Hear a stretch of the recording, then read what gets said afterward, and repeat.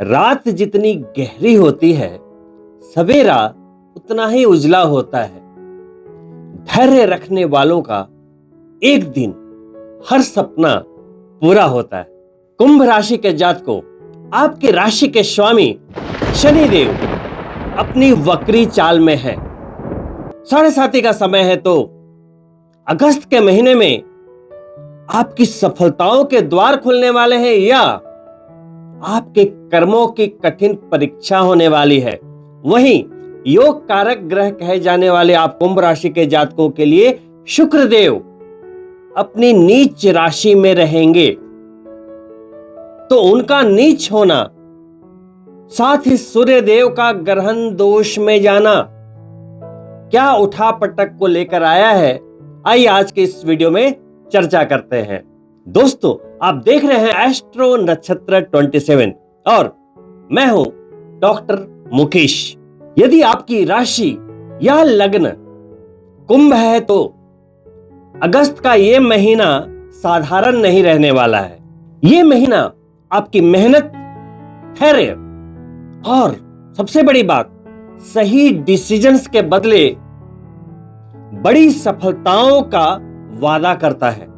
कुछ ग्रह ऐसे भी इशारा दे रहे हैं कि जल्दबाजी में किए गए काम या अहंकार से बने कुछ काम बिगड़ भी सकते हैं। इसमें कोई दो राय नहीं कि अगस्त के महीने में शनिदेव आपको डिसिप्लिन का एक और लेसन सिखाने वाले हैं। वहीं आपकी ही राशि पर गोचर कर रहा राहु आपको एक नई पहचान देने के मूड में भी है।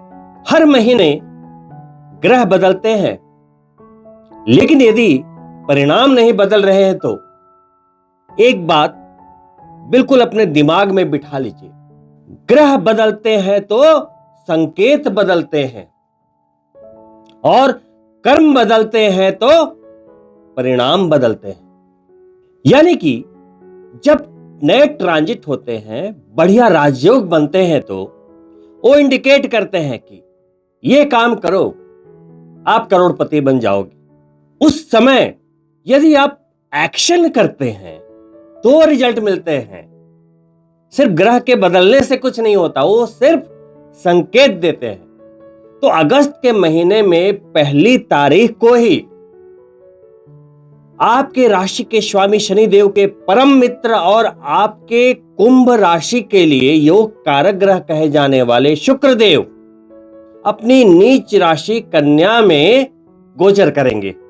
जब वो अष्टम भाव में गोचर करेंगे तो चूंकि शुक्र यानी प्यार, रिश्तों में प्यार, धन दौलत वैभव, कंफर्ट, अष्टम भाव को अच्छा नहीं माना गया और वहां वो नीच राशि में है। जब वहां जाएंगे तो कहीं ना कहीं आपके अनावश्यक खर्चों को बढ़ा देंगे। 8वां भाव एक गुप्त भाव कहलाता है, हिडन हाउस है वो। तो यदि आपके कुछ गुप्त संबंध हैं, एक्स्ट्रा मैरिटल अफेयर्स हैं, कुछ भी यदि आपने हिडन रखा हुआ है, तो जब ऐसे ग्रह नीच के होते हैं और हिडन हाउस में होते हैं तो उन संबंधों को हवा देते हैं। चूंकि ये चीजें अनैतिक है, लेकिन फिर भी आप अपने होश खो देते हैं और यही गलती आपके लिए महंगी पड़ती है बाद में। भूलिएगा नहीं दोस्तों कि 7:30 का समय है, शनिदेव वक्री हैं, सूर्यदेव ग्रहण दोष में जाने वाले हैं, तो मान सम्मान की हानि हो सकती है। तो यदि ग्रहों की चाल के कारण आपके मन में ऐसा कोई विचार आए या आपकी जिंदगी में ऐसा कुछ चल रहा है तो सावधान करना हमारा काम है, बाकी कर्म करना आपके हाथ में है। इस दौरान आपके कुछ अनावश्यक खर्च बढ़ सकते हैं और कुछ ऐसे भी खर्च हो सकते हैं जो विलासिता संबंधित चीजों पे हो, या यूं कहें कि आप कुछ ऐसी गलत चीजों में भी धन खर्च कर सकते हैं जो करना नहीं चाहिए।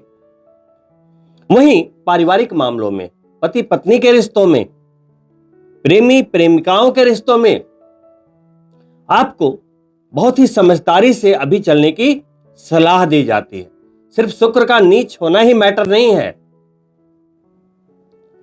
2 अगस्त को मंगल देव मिथुन राशि में गोचर करेंगे और वहां से चौथी दृष्टि शुक्र को दे देंगे। और मंगल और शुक्र में जब जब संबंध स्थापित होता है, वो व्यक्ति को जिद्दी, सनकी और अहंकारी बना देते हैं। यानी कि वो जो सोचते हैं, जो करते हैं, उन्हें लगता है कि मैं ही सही हूं। जैसे पहले रावण सोचता था कि मैं ही सही हूं। लेकिन ग्रहों की चाल अगस्त के महीने में थोड़ी अनमैनेज्ड है। तो यहां पर एक टैगलाइन लेके चलिए कि सावधानी हटी दुर्घटना घटी।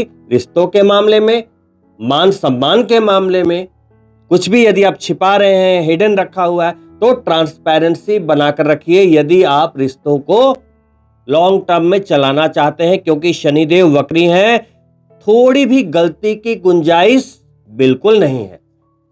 यदि आप प्रेम संबंध में हैं तो अहंकार और गलतफहमी से बचें। जीवन साथी के साथ भावनाओं से जुड़े। साथ ही कोई नया वाहन, नई वस्तु, लग्जरी इन्वेस्टमेंट यदि आप करना चाहते हैं तो इस समय थोड़ी सावधानी आवश्यक रहेगी। दोस्तों, दूसरे गोचर के रूप में मंगल देव जो कि चतुर्थ भाव में गोचर कर रहे थे, पंचम भाव में प्रवेश करेंगे, जो संतान, शिक्षा और प्यार का भाव है। करियर के कंट्रोलर हैं दशम भाव के। जब पंचम भाव में आएंगे तो वो अर्थ त्रिकोण है, लक्ष्मी भाव है। वहां से सीधी 7वीं दृष्टि किसको देंगे? लाभ के भाव को। तो मंगल का ये गोचर पैसों के मामले में, धन के मामले में, लाभ के मामले में, प्रमोशन के मामले में, आपके अचीवमेंट के मामले में, काम बनाने के मामले में, रुके कार्यों को गति देने के मामले में बढ़िया, करियर के मामले में बढ़िया। 5वें भाव में जब मंगल जाते हैं तो आपकी लीडरशिप क्वालिटी को निखारते हैं, आपके कॉन्फिडेंस में वृद्धि करते हैं, आपके डिसीजन लेने की क्षमता में निखार आती है। जिन लोगों का कार्य तकनीकी क्षेत्र से जुड़ा है, प्रशासनिक सेवाओं से जुड़ा है, पुलिस, आर्मी इत्यादि से जुड़ा हुआ है, या मैनेजमेंट या बड़े व्यवसाय से जुड़ा हुआ है, तो उन लोगों के लिए मंगल देव का यह गोचर बहुत ही ज्यादा सकारात्मक यहां पे दिखाई दे रहा है।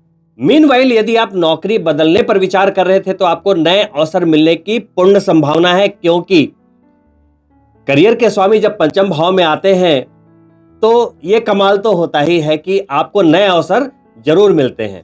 यदि आप कुंभ राशि के हैं और बिजनेसमैन हैं तो नए क्लाइंटल बेस मिलेंगे, आपकी स्ट्रेटजी काम कर जाएगी और जो आपका बिजनेस है उसे आप और विस्तार करने की योजनाएं जरूर बनाएंगे अगस्त के महीने में।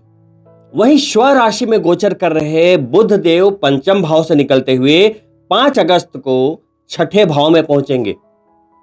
22 तारीख तक वहीं रहेंगे। फिर 22 अगस्त को बुध देव, जिसे व्यापार का कारक बोला गया, फाइनेंस का कारक बोला गया, सप्तम भाव में चले जाएंगे जहां केतु पहले से विराजमान है। बिजनेस का भाव है तो बिजनेस में वो भी आपको पुश करेंगे, लेकिन उसके पहले यानी कि 22 अगस्त के पहले वो छठे भाव में रहेंगे।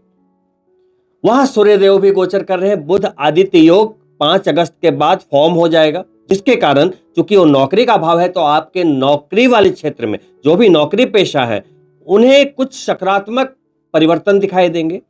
एडमिनिस्ट्रेशन की तरफ से, सरकार की तरफ से सहयोग मिलेगा। लोन्स वगैरह की रिक्वायरमेंट थी, लोन के लिए अप्लाई किया हुआ था, वो मिलने की संभावनाएं हैं। थोड़े बहुत कर्जों में भी मुक्ति मिलेगी यदि आप कर्ज में हैं। स्वास्थ्य बेहतर रहने की पूर्ण संभावना है।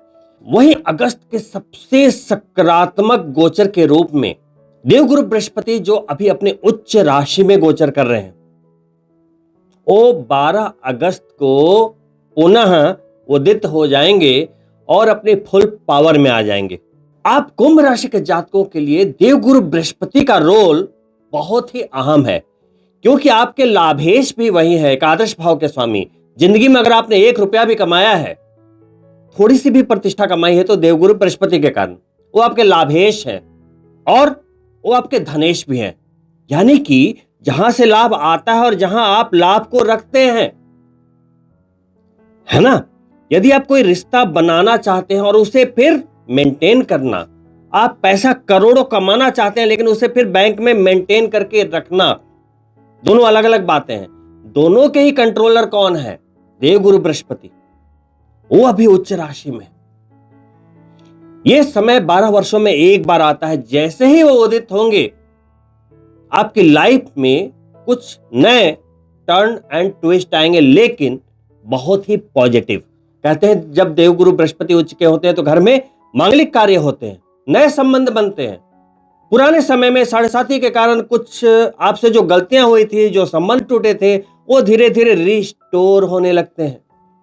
भाग्य का साथ मिलने लगेगा। पहले की तुलना में अब भाग्य 5 गुना आपका साथ देने लगेगा। कब से? 12 अगस्त से। यदि आपके किसी कार्य में रुकावट आ रही थी, पैसे अटक रहे थे या कहीं भी आप स्टक हो रहे थे, तो अचानक से वो ब्रेक रिमूव होगा और चीजें धीरे धीरे धीरे धीरे पटरी पर आने लगेगी। क्योंकि स्ट्रगल कहां से आता है? छठे भाव से।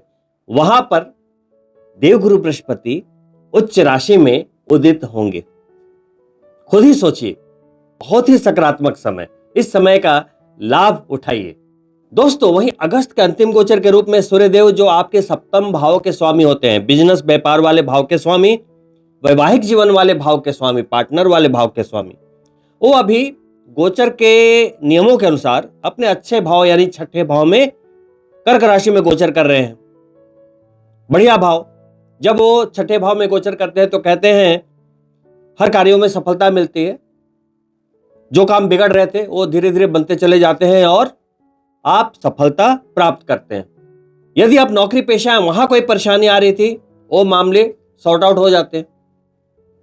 विदेश से संबंधित कार्य भी बनते हैं, या विदेश में यदि आप रहते हैं, कुंभ राशि के जातक हैं, कुंभ लगन के जातक हैं, तो विदेश में रहने वालों को भी इसका लाभ अवश्य मिलता है। क्योंकि सूर्य छठे भाव में है तो उनकी सीधी 7वीं दृष्टि कहां जाएगी? विदेश भाव पर।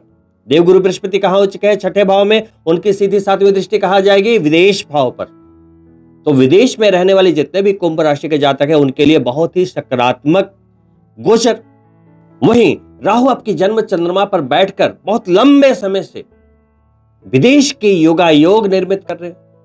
सोशल मीडिया के द्वारा, चाहे आपका व्यापार हो या आपके निजी नेम और फेम को बढ़ाने के लिए राहु हर संभव प्रयास कर रहे हैं।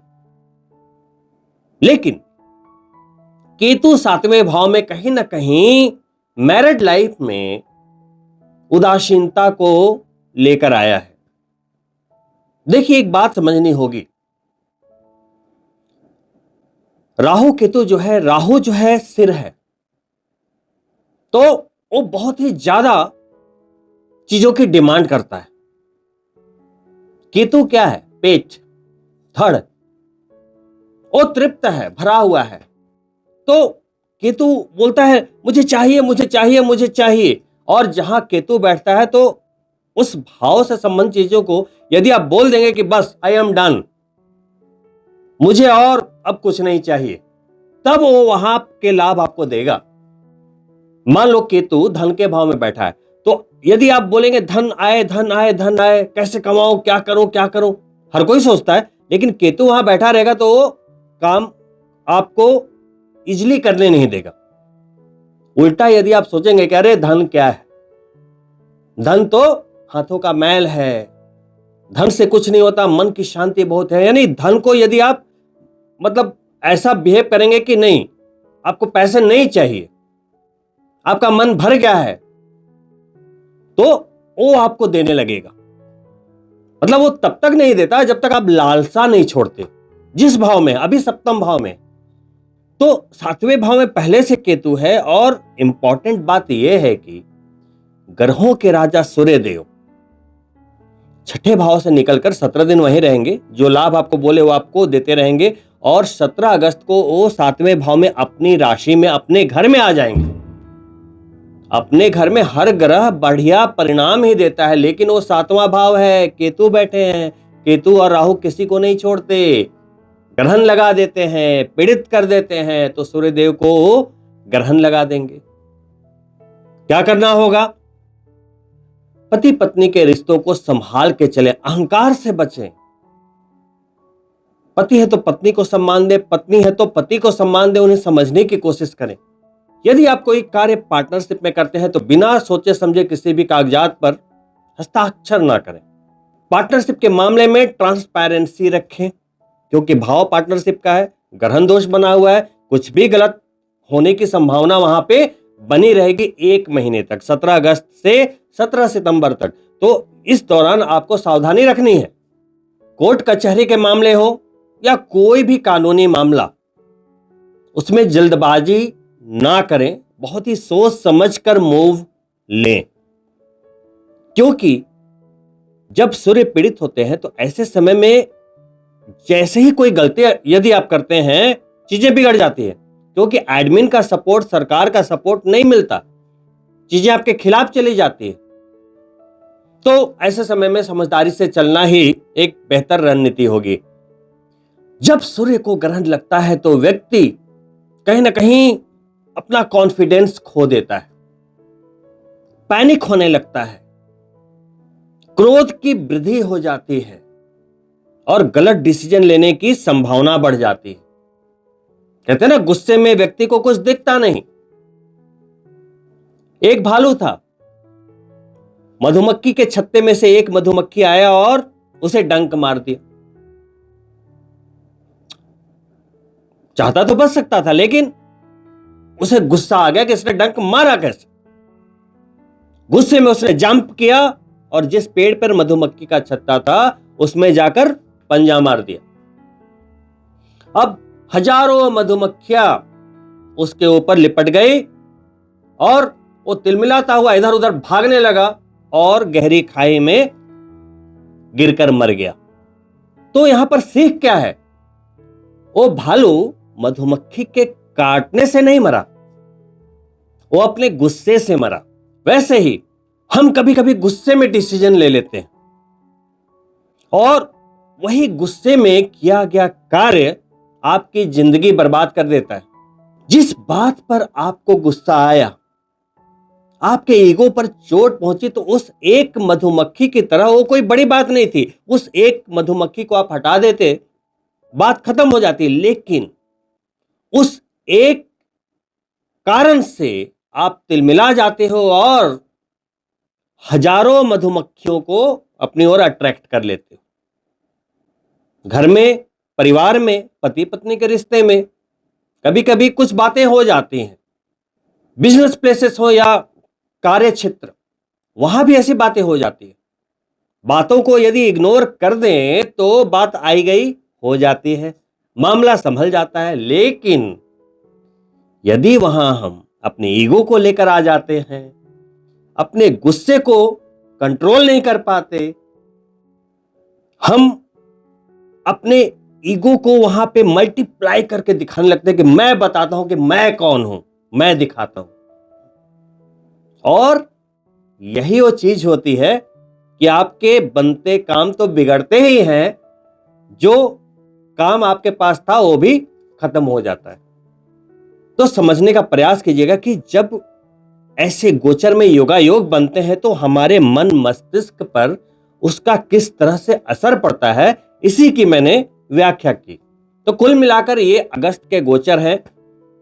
अपनी कुंडली आप एक बार जरूर सरसरी निगाह से देख लें। पहले आपने चेक कराया है, बढ़िया बात है, दोबारा देख लें। एक चीज की जांच जरूर कर लें कि आपकी कुंडली में सूर्य या चंद्रमा, राहु या केतु के साथ तो नहीं। यानी कि ये तो गोचर की बात मैं कर रहा हूं, क्या कहीं कुंडली में भी तो ग्रहण दोष नहीं बना हुआ है? बिलीव मी, यदि कुंडली में ग्रहण दोष है और यदि आप बिना उपायों के साथ चल रहे हैं, आप आध्यात्मिक नहीं है, भगवान को चलो पूजा पाठ करते हैं 5-10 मिनट, लेकिन बहुत ज्यादा नहीं मानते, तो ग्रहण दोष से पीड़ित व्यक्ति की जिंदगी इतनी सरल नहीं होती। समस्याएं उनकी जिंदगी का हिस्सा होती है, डिप्रेशन उनकी जिंदगी का हिस्सा होती है, दिल की पीड़ा, आत्मा की पीड़ा उनकी जिंदगी का हिस्सा होती है। इसलिए चूंकि ये गोचर में भी वही स्थिति बनी है तो डबल इंपैक्ट आएगा। गोचर है 1 महीने में निकल जाएगा, लेकिन यदि कुंडली में वो प्रॉब्लम है तो ये वैसी बात हो गई कि आप किसी कील के ऊपर बैठे हो। जितनी जल्दी वहां से पैर हटा लो बढ़िया बात है, नहीं तो वो चुभन बनी रहेगी, धीरे धीरे घाव बन जाएगा और बड़ी मुश्किल हो जाएगी। दबाव बढ़ता चला जाएगा सही समय पर यदि आपने इलाज नहीं किया। ऐसे दोष बीमारी की तरह होते हैं, समय पर इलाज नहीं कराया गया तो वो बड़ी बीमारी बन जाती है और जान बचाना मुश्किल हो जाता है।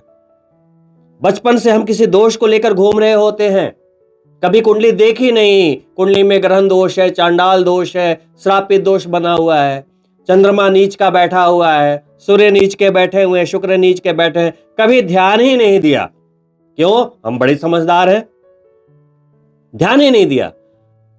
20 की उम्र हुई, पढ़ते पढ़ते निकल गई, फिर नौकरी ढूंढा, थोड़ा बहुत लेवल पे आते आते 30-35 साल हो गए, शादी ब्याह हुआ, वो जिम्मेदारियां संभालते संभालते 40 के हो गए, कब 50 के होते हैं पता ही नहीं लगता। उस समय यदि आप अपने लाइफ की सिक्योरिटी के बारे में सोचो तो वो एक गहरे सदमे सा महसूस होता है कि पता नहीं क्या होगा आगे, जिम्मेदारियां इतनी बढ़ चुकी होती है। तो बाद में जब मुश्किलें आती है तो लोग भागते हैं फिर भगवान की शरण में, कुंडली दिखाने, उपाय। लेकिन समझदारी यह है कि सही समय पे इनिशियल फेज में ही उसके उपाय कर लिए जाए। पहले के जमाने में ये क्यों बनाया गया, ज्योतिष शास्त्र क्यों बनाया गया? पहले बच्चे के जन्म के साथ ही चीजें देख ली जाती थी कि कहीं माता के, पिता के, भाई के, बहनों के ऊपर इस नवजात का क्या प्रभाव पड़ने वाला है, क्या सकारात्मक परिणाम आ रहे हैं, क्या नकारात्मक परिणाम आ रहे हैं। अवेयरनेस, और उसको देखते हुए लोग उपाय करते हुए चलते थे, उनके योगों को भी एंजॉय करते थे और जो उनके कुंडली से जो खतरे दिख रहे थे उनसे बचने का भी प्रयास करते थे। कुंडली भी सिर्फ संकेत देती है ना? जन्म भी निश्चित है, मरण भी निश्चित है, सफलता भी निश्चित है, असफलता भी निश्चित है। ये तो लाइफ में चीजें चलती रहती है, लेकिन एस्ट्रोलॉजी हमेशा आपको एक संतुलन देना चाहती है। आप लेना चाहते हैं या नहीं, आप अपने जिंदगी को संतुलित करना चाहते हैं या नहीं, ये आपके ऊपर है। तो ग्रहण दोष को मामूली दोष ना समझें। देखिए उपाय क्या है, सरल उपाय मैं बताता हूं। दोष का उन्मूलन तो आप करवा ही लीजिएगा, लेकिन सरल उपाय बताता हूं। सरल उपाय यह है कि यदि आपकी कुंडली में ग्रहण दोष है या सूर्य नीच के है तो जिंदगी में गायत्री मंत्र कभी ना छोड़ें। 3 माला प्रतिदिन, ये नॉर्मल व्यक्तियों को करना चाहिए। और जिसकी कुंडली में ग्रहण दोष है 5 माला प्रतिदिन यदि वो करता है, जिंदगी में कोई परेशानी नहीं आ सकती। सूर्य की पूजा उनकी पहली प्रायोरिटी होनी चाहिए। साथ ही दोस्तों देखिए, कभी कभी अच्छे समय में ऐसे योग आते हैं, निकल जाते हैं गोचर में, लेकिन चूंकि 7.5 चल रही है, शनि वक्री है, शुक्र नीच के हैं, वैसे समय में ग्रहण दोष में सूर्य गए, फिर 1-1.5 महीने के बाद वो नीच के होने वाले हैं। तो स्थितियां सूर्य के हिसाब से अच्छी नहीं है। पिता के सेहत का ध्यान रखना अनिवार्य है। जिन जातकों को हार्ट से संबंधित कहीं भी कोई समस्या है या इंडिकेशंस हैं, उन्हें सावधान रहने की आवश्यकता है। सबसे बड़ी सावधानी आपको कहां रखनी है? जीवन साथी वाले भाव में। अगर वहां ग्रहण बनेगा तो आप पति है तो पत्नी के स्वास्थ्य का ध्यान रखें, पत्नी है तो पति के स्वास्थ्य का ध्यान रखें। जीवन साथी के स्वास्थ्य पर वो ग्रहण लगने वाला है तो उपायों के साथ बढ़े। साथ ही 7.5 का समय है तो हनुमान जी की पूजा उपासना हमेशा की तरह करते रहें, शनि मंदिर जाते रहें, काले उड़द की दान करते रहें और बुरा मत देखें, बुरा मत बोले, बुरा मत सुने। बिल्कुल ट्रांसपेरेंट रहें। जब आप कुछ गलत करेंगे ही नहीं तो नेगेटिव चीजें आप पर हमला करेगी ही नहीं। यह भी कर्म है। तो दोस्तों, इन्हीं शुभकामनाओं के साथ की अगस्त का महीना आपके लिए एक भाग्यशाली महीना साबित हो।